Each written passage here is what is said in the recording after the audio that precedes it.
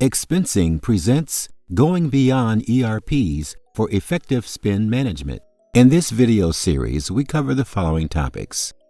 1. What is spend management and what does it do for me? 2. What are the areas of spend management? 3. Trend of evolution to new-gen composite applications. 4. The 4 drivers to go beyond ERPs. 5.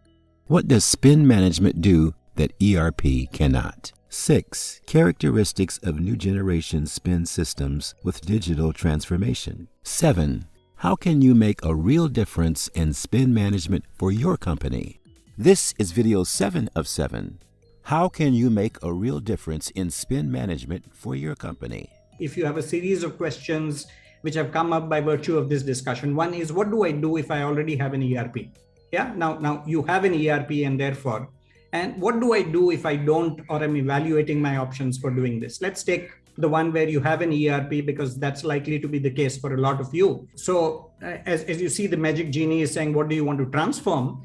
And in this, the first thing to understand is, please don't throw out the baby with the bathtub. Record keeping in the ERP is still required for critical functions like GL, accounting, inventory. Some of those areas, yes, you are going to still go ahead and need. So realize what are the areas you need. If you're into complex manufacturing of goods, you may even need things like MRP and all if your ERP is supporting that. So be clear what are the things which an ERP is providing you. You can separately assess how well it does it and then decide if the ERP needs to get changed or not. One of the biggest things I notice when I talk to organizations is, I'm sure a lot of you know what sunken cost bias is, but I've already invested in ERP and therefore let me find a way of getting more out of it. So the sunken cost bias is that my past costs which I've invested hold me back from trying out something new.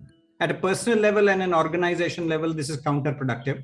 So see how well your ERP is suited procurement of both direct and indirect material. So if you're manufacturing and some of those areas, you will have direct material. If you're a services organization, a financial services, and these two need very different approach. Sean had presented about how Procter & Gamble and a few other companies have implemented spend management systems.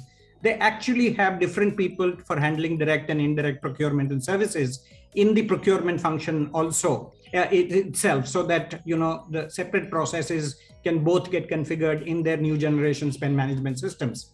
Our experience shows that when people actually do analysis like this, they tend to go for the new gen procurement system and redeploy or reduce their ERP licenses. Vendor invoice authorization is probably the single most required application after the pandemic for you to be able to still manage your vendors' invoices, keep them in a good mood, because if there is a disruption, you want them to prioritize you. So how do you make sure their bills get processed on time, and that whole accounts payable automation? So this, I would think, is a great application for you to anyway look at, even if this analysis shows you that procurement you want to continue doing on your ERP. Decide which other spend management areas you want to work on. These are some of the areas which are related to what I call work stream applications. Do you want to go ahead and put them and decide which are the systems with which you want to go beyond your organization to connect to your value chain, really, which is required for working in the current environment which we are in.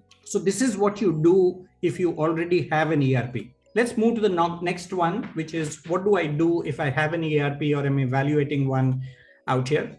Decide which are the transaction processing areas which you will need, like payroll, accounting, inventory, which I mentioned earlier, and decide which best of breed system will take care of that. It may point you to an ERP or it may point you to some other specialized systems for this. My recommendation is for all other areas like procure to pay or order to cash or HRMS or CRM, instead choose best of breed applications that you have, which not only meet what you need today, but also in future.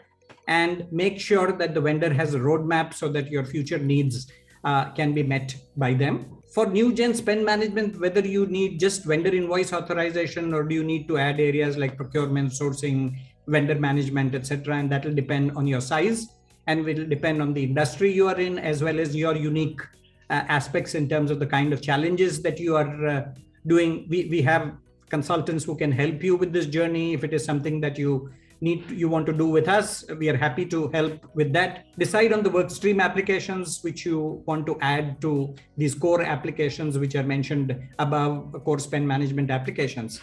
And you have to make sure that all these systems can integrate with each other into a composite. I get asked this question very often, but it is important to make sure that you are able to integrate all of these systems so that they work for you like one unified system in the entire thing.